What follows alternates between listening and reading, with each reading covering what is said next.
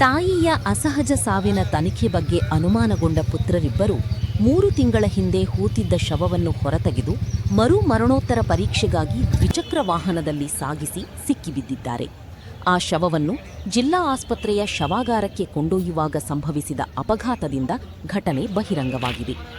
ದ್ವಿಚಕ್ರ ವಾಹನದಲ್ಲಿ ಸಾಗಿಸುತ್ತಿದ್ದ ಶವವು ಹರಿಹರ ತಾಲ್ಲೂಕಿನ ಆದಾಪುರ ಗ್ರಾಮದ ಈರಮ್ಮ 58ರವರದ್ದು ಎನ್ನಲಾಗಿದೆ.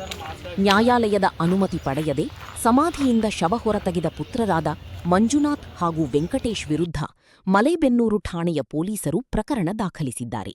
ಶವದ ಖಚಿತತೆಗೆ ಡಿಎನ್ಎ ಪರೀಕ್ಷೆಗೆ ಮುಂದಾಗಿದ್ದಾರೆ. ಆದಾಪುರ ಗ್ರಾಮದಲ್ಲಿ ಹೂತಿದ್ದ ತಾಯಿಯ ಶವವನ್ನು ಪುತ್ರರಿಬ್ಬರು ಶನಿವಾರ ರಾತ್ರಿ ಹೊರತೆಗೆದಿದ್ದರು.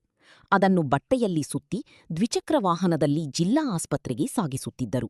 ನಗರದ ನೂತನ್ ಕಾಲೇಜು ರಸ್ತೆಯಲ್ಲಿ ಸವಾರನ ನಿಯಂತ್ರಣ ತಪ್ಪಿ ದ್ವಿಚಕ್ರ ವಾಹನ ನೆಲಕ್ಕೆ ಉರುಳಿತ್ತು. ರಸ್ತೆಯಲ್ಲಿ ಬಿದ್ದ ಶವವನ್ನು ಗಮನಿಸಿದ ಸಾರ್ವಜನಿಕರು ಪೊಲೀಸರಿಗೆ ಮಾಹಿತಿ ನೀಡಿದ್ದರು.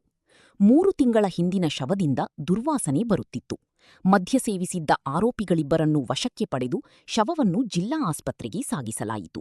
ಹೂತಿಟ್ಟ ಶವವನ್ನು ನ್ಯಾಯಾಲಯದ ಅನುಮತಿ ಇಲ್ಲದೆ ಹೊರತೆಗೆದವರ ವಿರುದ್ಧ ಕಾನೂನು ಕ್ರಮ ಕೈಗೊಳ್ಳಲಾಗುವುದು ಎಂದು ಪೊಲೀಸರು ಮಾಹಿತಿ ನೀಡಿದ್ದಾರೆ.